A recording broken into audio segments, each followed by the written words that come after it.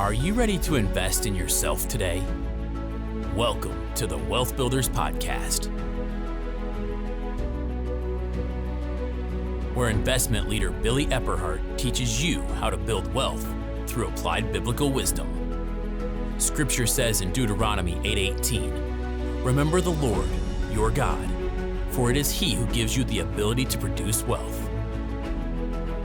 At Wealth Builders, our goal is to teach you how to build wealth through applied biblical wisdom in your finances, your business, and your investments. Hello and welcome to this week's Wealth Builders Podcast. I'm so glad that you joined us today. I'm Karen Conrad, and we are continuing to talk about and teach on the business model canvas. This is an amazing one-page business plan template that whether you're a little business, a startup, or a large business, this is, in my opinion, the best tool to use as a foundation to really figuring out and mapping out your business. So I've been just sharing along the way that we've got a template for you that you can download for free. And I even encourage you to go back and listen to these podcasts. And as we go through them, fill out your business model canvas. So if you'd like that template, go to wealthbuilders.org/blogs. And in the blog area, you'll see a couple of the latest ones are on this very canvas that we're talking about. And in the body of that blog, you can click on the link and you can download a blank business model canvas. So if you've been following along, thank you so much for doing that. And I hope that you are filling out your business model canvas as we go. So get that pen out, get that template out. And here we go. We are going to talk about channels. So we've been focusing on the revenue side of the business model canvas, and channels is actually on the revenue side as well. And this is the vehicle. Channels are the vehicle of reaching and delivering service or your product to your customer. So your question when looking at channels is, where are your customers going to meet you? So this points back to the customer segments. Who is your target market? What's the demographics? What's the psychographics? Where do these people hang out? Where do these people have the ability or prefer to receive products and services? And when you line the channels up with your customer segment and the value proposition, that's where you really have a win. So let me just give you an example. I talk about my dad a lot. He's 90 years old. And you know what? He doesn't order from Amazon. And it's just because with his age group, he is on the computer, but he's really not one to just go in and buy things. When he needs something, he goes to the store, even at 90 years old, okay? Now, conversely, my son Levi, who is 28, he orders like everything online. If he goes to a store, it's because it's fun or he's with his girlfriend Carly or just hanging out. But if he just needs the functionality of shopping, okay, he orders online. Well, that's the difference between a 28-year-old and a 90-year-old. And when you think about it, people that understand the channel that their customers prefer to shop is where people see the increase. When we think about the importance of channel, I'm sure many of you are thinking about this as I'm talking about it. Really most of the amazing sales process for Amazon is they have perfected the channel of online ordering and delivering. And they're just doing amazing. They know where their niche is, they know their customer segment, and they build things around the experience to really make them a standout. I used to buy furniture for staging and things from all different places, especially Wayfair. And what was interesting is during COVID, I really learned how important a channel was to me because I would order online for Wayfair, but what would happen is I would order something and they would say that it would get here in 2 days. But just during the challenges, I'm not being critical of them, it's just was my experience, the way that they would deliver, they were late. They wouldn't hit the deadline that they quoted to me. Well, when you are, driving to 2 hours away to stage a home, or you're flying to Florida, hitting those delivery dates is critical. And so they lost a lot of my business when I ended up going to Amazon. And the reason for that is I could get similar items. But when they told me it was going to be there Tuesday before 10 p.m., it was there Tuesday before 10 p.m. So that's just an example, something that we're all familiar with, that they really perfected the channel. And I would say that that was, they have good prices, but really, when you think about the main reason most of us shop at Amazon is because it's easy and they deliver right to our door. They really have it down.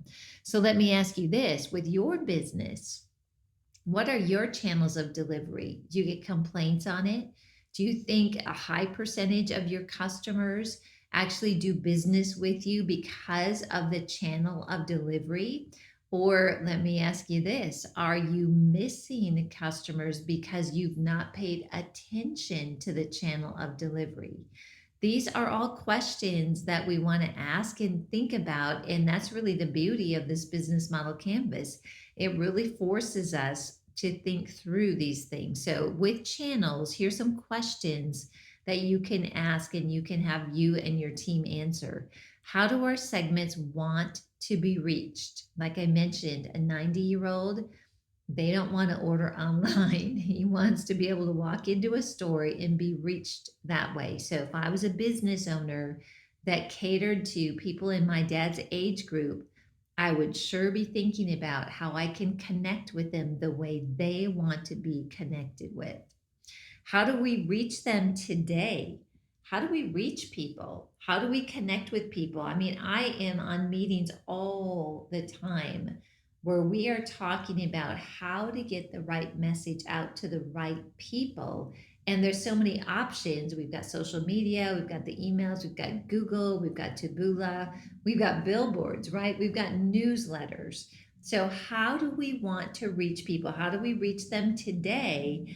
And maybe what do we need to add or change about that channel of delivery? Which ones work the best? Are they cost efficient? And most importantly, how well do they serve the customer's needs that's in our target market? All right, let's talk about channels being a key customer touch point. Your channel is the thing that is delivering much of your value message. And so when we think about a channel of delivery, it's really important to understand that this is how you are delivering your product or your service. For example, if you're a ministry, let's just talk about Andrew Womack Ministries. I worked there for a long time. You all know that Billy is the CEO there. And so he's there all the time. It's really amazing how connected he is and how much he is really looking at the things that we're talking about, even with the ministry. But when we think about how Andrew delivers the value of his message, it used to be just television, right? He would go on TBN, CTN, various television programs, and that's how he mainly delivered his message. Well, then things started to change, and this actually happened when I was there as part of the team. Is we had to make the adjustment to, well, we need to reach people on the internet. And so, out came Gospel Truth TV was birthed, and it's an internet channel. Social media became a thing. So we had to figure out how we're going to reach people on social media. We increased the number of channels, the live Bible studies. Do you know, not many years ago, there was no such thing as a live Bible study. So that is a really good example of expanding the way or the channels to deliver the message. Billy shares this when he speaks about it, but the ministry has just really almost like exploded, increased tremendously. And there's many reasons for that, but I would tell you the increase in the number of channels, really paying attention to how to deliver the message that changes lives, in different ways, certainly contributed and has contributed to the growth of the ministry. If you've got a product, you really want to be able to allow the customer to buy easily.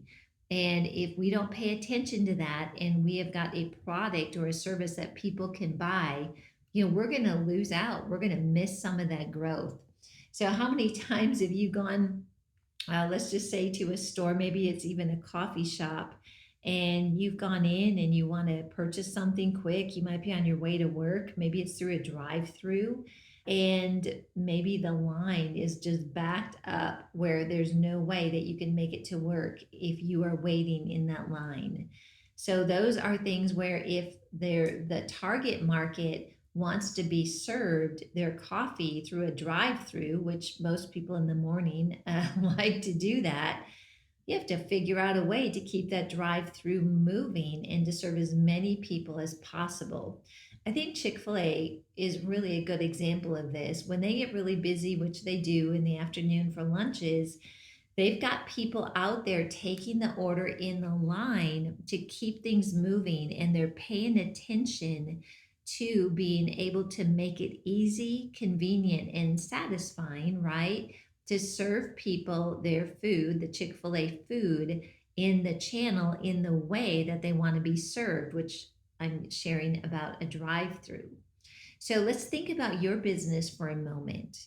How are you delivering your product or service? And are you doing it in a way that is making it easy for your customers? That's a great question, right? It's probably something that we need to pause and make sure that we understand, or even talk to a few of our customers and find out if we make it easy for them to buy our products and our services. And if not, we want to get to the bottom of it and try to make it easier. Okay, lots more information here that we could share on channels, but I'm going to keep us moving in our limited period of time. And I'm going to move over to the cost side of the business model canvas. Again, if you want to learn more about this, we're going to be teaching, actually, Billy is personally going to be teaching on this at the upcoming business development and nonprofit workshop, the Wealth Builders one, that's going to be held in Denver, Colorado, August 19th through the 21st. And to learn more about this event, you can go to wealthbuilders.org/events, or join us just for upcoming free webinars that we're going to be sharing some of these business topics completely free for you. That's going to give you a little bit of a preview of that workshop. And to learn more about those, you go to the same place, go to wealthbuilders.org/events, and get signed up to attend one of the upcoming free webinars. All right, on the cost side, let's start with key resources. Key resources. What does that mean? Key resources are, like, I'll ask or give it to you in a question. What is it that I must do in our office to make the pieces of the businesses work? So let's just give an example of that. If I'm a ministry, let's just say that I'm a network, a television network, and we send out a newsletter every month to our donors.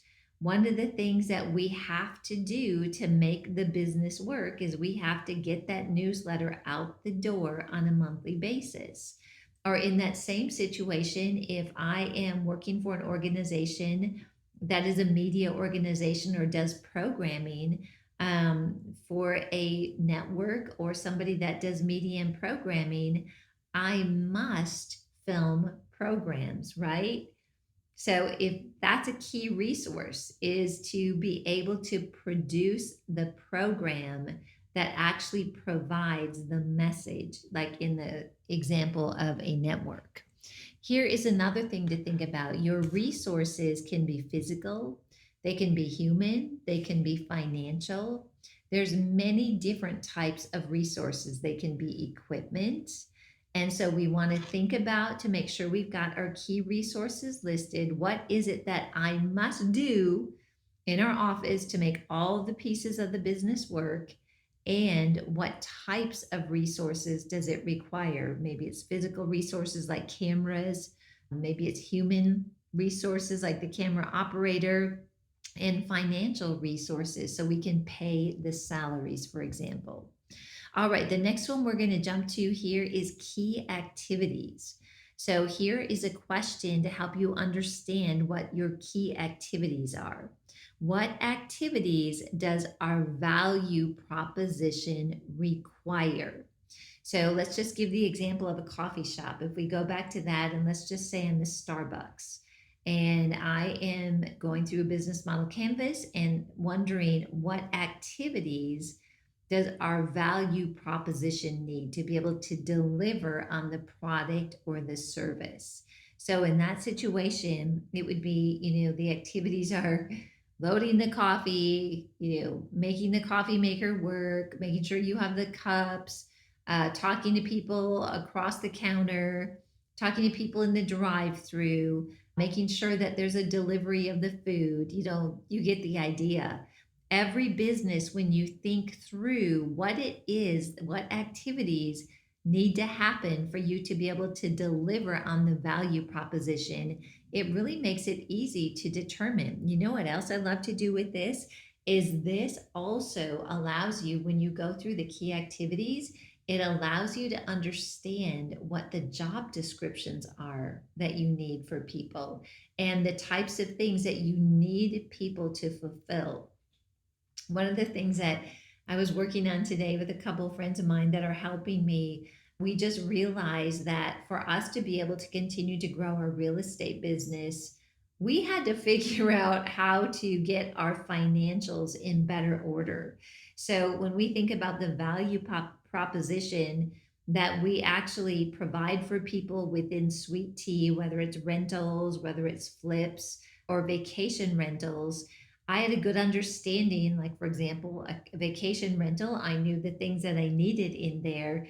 But what I tend to forget about, and where I'm giving you the example today that I've got a couple friends helping, is that I need to know how to account for, paying for the lawn service, paying the mortgage, making sure that when somebody decides to rent the property, what am I communicating back to them? Are they getting a receipt? Do I have insurance coverage? So we get sometimes really focused on the activities to just have that customer interaction, like maybe in our face or, the visible. But there's a whole back end of activities that need to take place. And by the way, when you do real estate, you got to file your taxes. You have to list your expenses, or you're leaving money, on the table. So one of the things that I learned was a key activity is I've got to have my financials in order and enter my expenses, my income, and we're just using QuickBooks is what we decided to do. But I need to file receipts, I need to collect my mileage. That's what I'm talking about, is all those things that are required in your business that may not seem obvious. So what activities do all areas of your business require? So here's some things to think about. You've got production, you've got problem solving, you've got your platforms, you've got networks, you've got your financial needs, all those things to be able to really set a foundation to be successful in business. All right, next we're going to go to the section that's called key partners. So, key partners, you want to look at who your current suppliers are. Can they become your partners? Are they really important enough to become a partner? Are they really the best option? And can my team deliver value to our customer segments without this supplier? So let me just think through this and give you an example. If we go back to the example of my home staging business, some of my key partners was actually a furniture store, American Furniture Warehouse. I could not stage homes in Colorado Springs without a place like American Furniture Warehouse. Also, Hobby Lobby, Kirkland's, all those different places. And then, of course, not to mention the people that did the moving.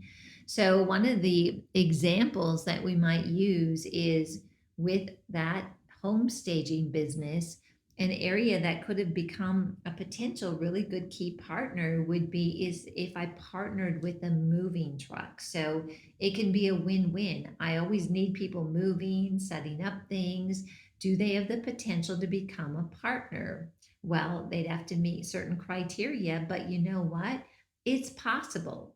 So what in your business are you relying on with a supplier that might be an opportunity for you to bring them into some sort of partnership?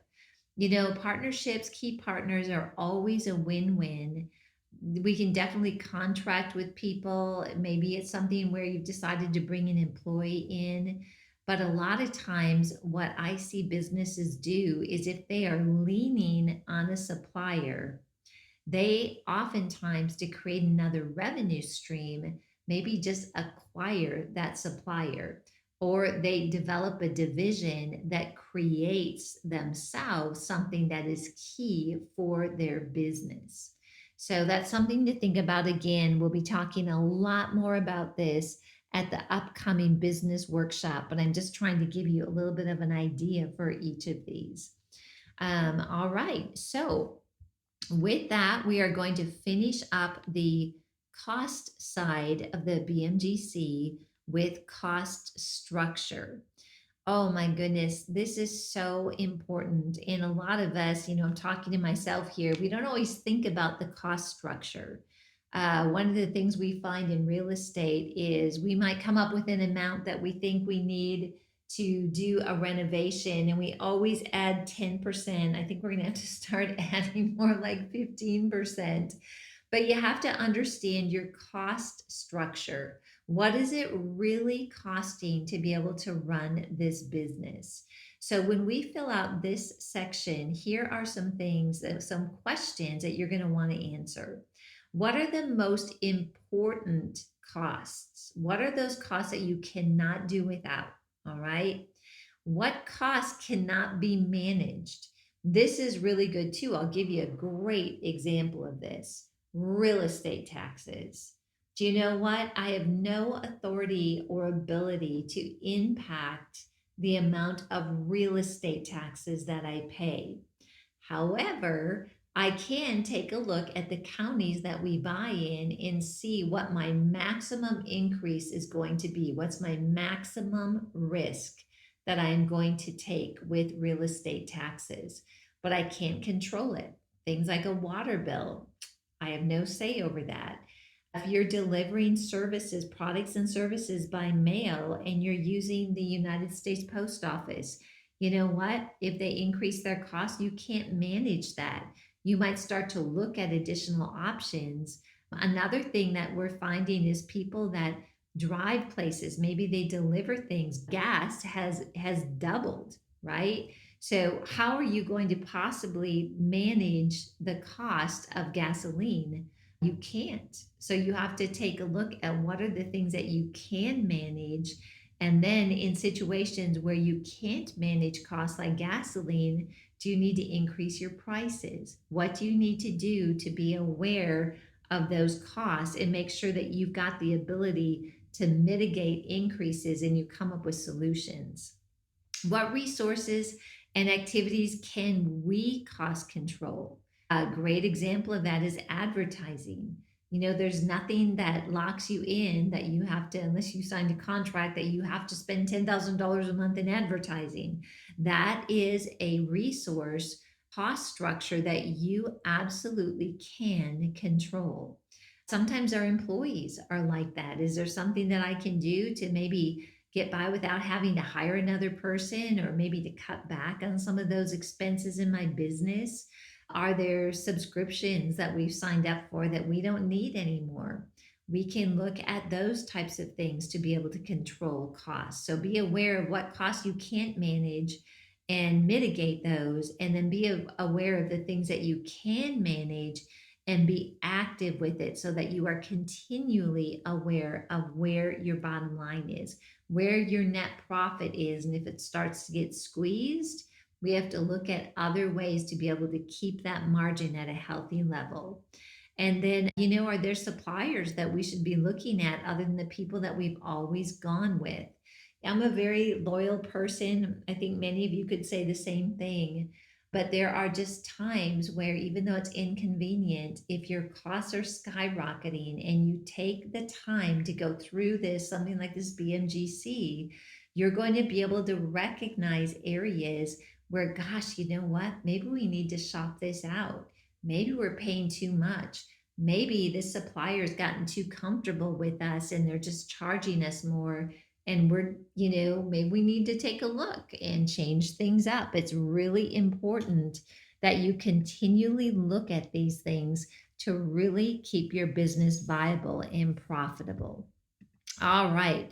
Well, I have touched on every part of the business model canvas. Like I said, there is so much more to this, and really, Billy teaches this better than anybody I have ever met, and he goes in real deep on each of these at the workshop. And then also a reminder to go ahead and download that template. You can do this. You can Google a lot of information on BMGCs, but I'm telling you, this is a tool that you will use over and over and over. It scales to anything. I use this tool to help businesses start a business plan. I use it for companies that are just trying to improve their productivity and their net profit. But then I also use this for individual marketing campaigns. So the BMGC is something that you can use at what I call a macro level or a micro level. There's also the triangle behind this that we'll go in more depth with at the workshop. That includes things, like legal, IT, things that we all need to pay attention to, but they kind of sit behind the business model canvas.